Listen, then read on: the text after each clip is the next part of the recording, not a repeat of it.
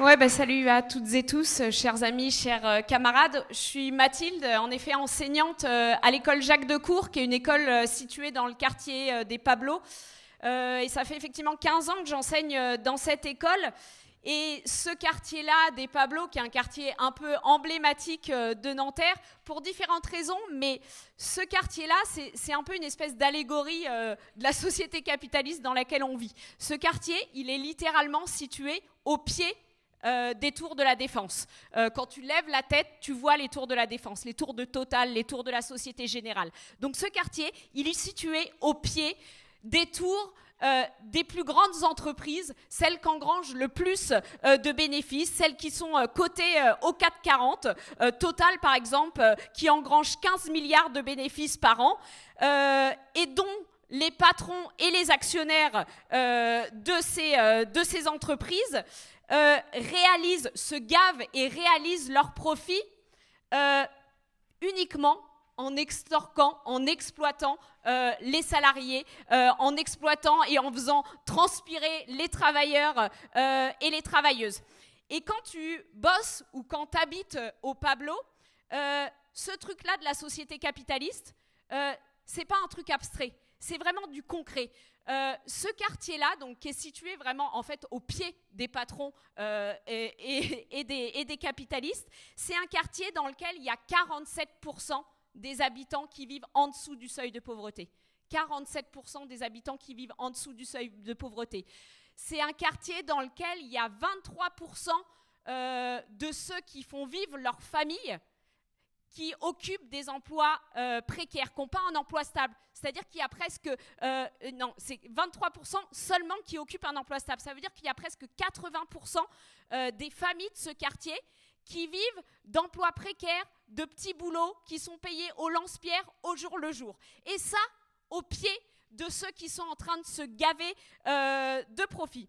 Et je vous assure que quand on bosse dans le quartier, je travaille en maternelle en plus, chaque jour dans la cour de récré, on regarde ces entreprises-là et on essaye de méditer un peu le slogan qu'il y a sur le fronton des écoles, liberté, égalité, fraternité. Et même quand tu es un gosse de 4 ans, en fait, tu sais que ce qu'il y a écrit au fronton de ton école, c'est un mensonge honteux. Oui, un mensonge honteux. C'est quoi la liberté dans cette société ? La liberté de se lever tous les matins pour aller se faire exploiter par un patron pour gagner un salaire de misère ? Ou alors la liberté de fermer sa gueule dans l'entreprise quand le patron il te dit de faire ça ou ça ? Ou alors la liberté quand tu oses l'ouvrir, quand tu oses contester le pouvoir de ses patrons, c'est la liberté de se faire condamner par la justice comme notre camarade Gaël qui vient de se prendre 6 mois de prison avec sursis, tout simplement parce que lui et ses collègues postiers ont essayé de contester le pouvoir de décision de la direction de la Poste. C'est quoi cette liberté ? Égalité ?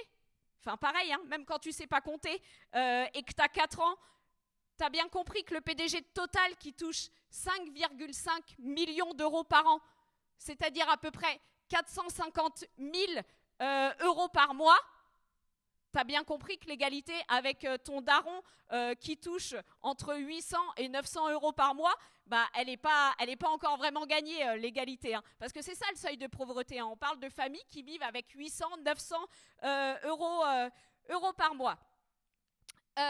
Bon, quant à la fraternité, je suppose qu'on parle sans doute du flic qui a fraternellement tiré avec un flingue à 16 cm du pare-brise de Naël et qui, là, presque 3 ans après les faits, allait peut-être être jugé par une cour d'assises, mais qui, grâce à la cour d'appel de Versailles, juridiction d'ailleurs qui est toujours très en faveur de notre camp social, hein, les postiers encore une fois en ont fait l'expérience, eux aussi ils ont été jugés par la cour d'appel de Versailles. Donc cette cour d'appel de Versailles, grâce à elle, ce flic, il sera finalement poursuivi pour violence ayant entraîné la mort sans intention de la donner.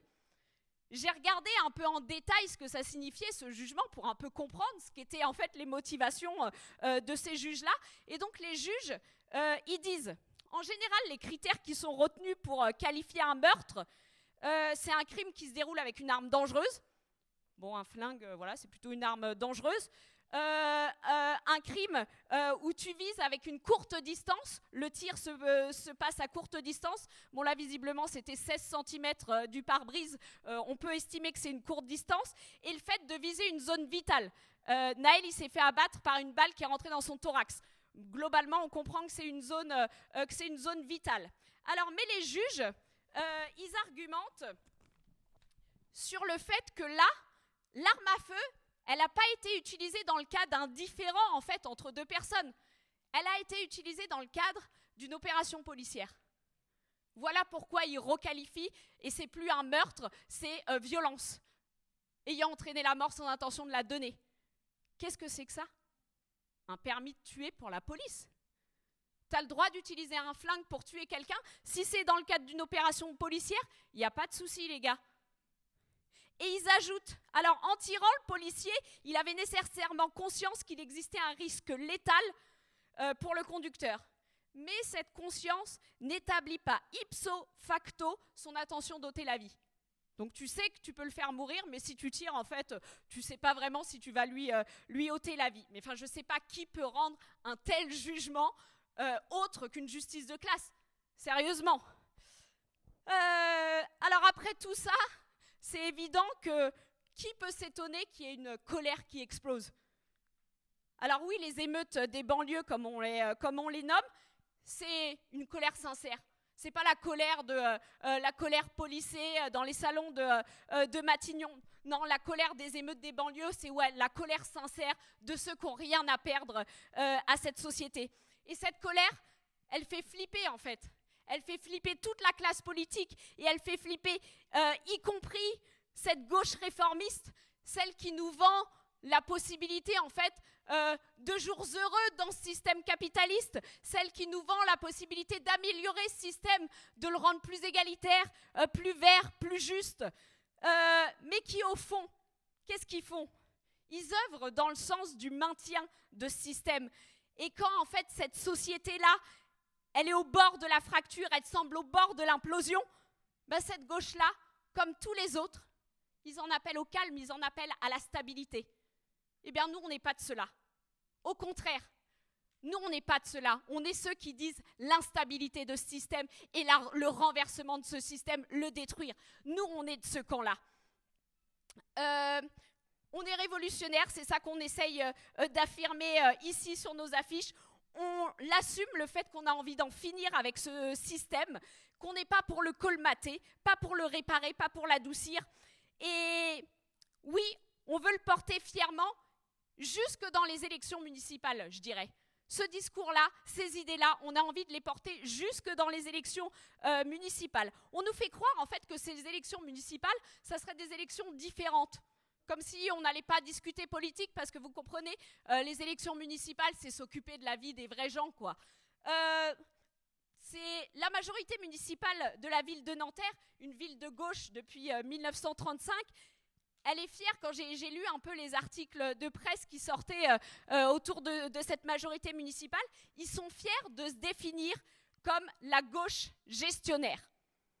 Et tout le feuilleton là, actuel sur la division de la gauche à Nanterre, donc ils sont divisés entre 5 listes, dont toutes les têtes de liste de ces 5 listes sont issues de l'ancienne majorité municipale, de la majorité municipale actuelle. Ils sont divisés en 5 listes. Donc c'est un petit feuilleton, d'ailleurs, dont on a du mal un peu à comprendre les ressorts politiques. Je vous assure que pour préparer le meeting, j'ai essayé de lire les programmes de tous les candidats. Et en fait, quelle est la substance politique de cette division? On a vraiment du mal à la comprendre. Par contre, ce qu'on comprend, c'est que c'est un peu une querelle d'ego, une querelle de place. Quelle personne aura le plus de place dans cette liste? Mais au final, ils sont un peu tous d'accord pour défendre cette perspective. Gérer un peu mieux comme ci, gérer un peu mieux comme ça. Même le slogan, enfin la liste de LFI a dit faire mieux pour Nanterre. Donc on va gérer mieux. Tout cela, bon, sans animosité, il n'y a pas eu d'animosité contre nous dans la campagne. Mais en gros, le reproche qu'ils nous font, c'est que nous, on ne voudrait pas mettre les mains dans le cambouis. Mais enfin, il faut être sérieux. Ils ne sont pas en train de mettre les mains dans le cambouis de l'usine, dans le cambouis de l'entreprise. Ils sont en train de mettre les mains dans la merde des capitalistes. Et nous, on l'affirme. on ne veut pas gérer la merde des capitalistes. Quand tu gères les affaires avec les règles qui sont fixées par les capitalistes, bah bien évidemment, tu finis par faire des choix qui vont à l'encontre de notre camp social. Je vous donne un exemple que je connais bien parce que je bosse en maternelle et je vous donne l'exemple des ATSEM. Les ATSEM, c'est donc des agents territoriaux qui sont affectés dans les écoles maternelles, qui sont des agents qui aident les enfants dans les classes et qui font aussi le ménage, l'entretien des locaux. Depuis 2013, la mairie de Nanterre, elle a entamé une opération de dégraissage des postes d'ATSEM. Elle supprime petit à petit des postes d'ATSEM. Alors, ils expliquent que bien évidemment, ce n'est pas de leur fait, qu'ils sont contraints par un budget austéritaire, un budget austéritaire qui a été décidé bien évidemment par le gouvernement, par Macron, nanana, mais en attendant qu'ils sont contraints de supprimer ces postes. En 2013, ils suppriment 14 postes d'ATSEM, en 2023, 16 postes d'ATSEM. Moi, quand j'ai commencé à bosser sur cette ville, il y avait une ATSEM dans chaque classe maternelle. Et puis, ils ont commencé à dire une ATSEM pour 2 classes. Et puis, plus d'ATSEM chez les grandes sections. Et au final, quand tu réfléchis, ils se comportent clairement comme une entreprise, comme une boîte, je vous assure, comme les réorgs à la poste. Seb en parlait au meeting de Gennevilliers, mais c'est exactement la même logique. Ils suppriment des emplois, ils répartissent la charge de travail entre les agents qui restent, parce que ces ATSEM, elles ne sont pas simplement en train d'aider dans les classes, mais elles font aussi le ménage des locaux. Tu supprimes une ATSEM, mais en fait, il y a toujours autant de classes dans les écoles. Et donc, ça veut dire qu'une ATSEM qui faisait le ménage d'une classe, elle se retrouve à faire le ménage de 2 classes, et puis de 3 classes. Et donc, la conséquence, c'est que bien évidemment, les agents sont épuisés, ils se mettent en arrêt maladie, il y a des accidents du travail, et que ça ne tient pas. Le ménage n'est pas fait, les classes sont sales, les parents gueulent, les enseignants gueulent, tout le monde gueule. Que fait la mairie de Nanterre? Elle recrée des postes d'ATSEM? Non. Elle embauche des contractuels. Des contrats précaires. Dans mon école, il y a une collègue qui bosse, Keltoum. Son contrat, c'est 2 heures de ménage tous les matins, les jours où il y a école. C'est-à-dire qu'elle n'est pas payée pendant les vacances scolaires, elle n'est pas payée les mercredis, elle n'est pas payée quand elle est en arrêt maladie. Voilà la politique de gérer avec les contraintes du capitalisme. Donc nous, c'est clair qu'on ne veut pas faire ça. Nous, les conseillers municipaux qu'on a envie d'envoyer, et la liste qu'on présente aujourd'hui, qui est une liste de travailleurs, de travailleuses, de jeunes, ceux qu'on a envie d'envoyer dans ces conseils municipaux, c'est des travailleurs qui ne vont pas dire « on va gérer mieux que vous ». C'est des travailleurs qui vont permettre à nos revendications, à nos luttes, de faire irruption dans ces conseils municipaux, de faire irruption dans leur salon. Et je dis nos revendications et nos luttes. Parce que pour nous, il n'y a pas vraiment en fait d'autre option que les travailleurs, les travailleuses, on prenne nos propres affaires en main.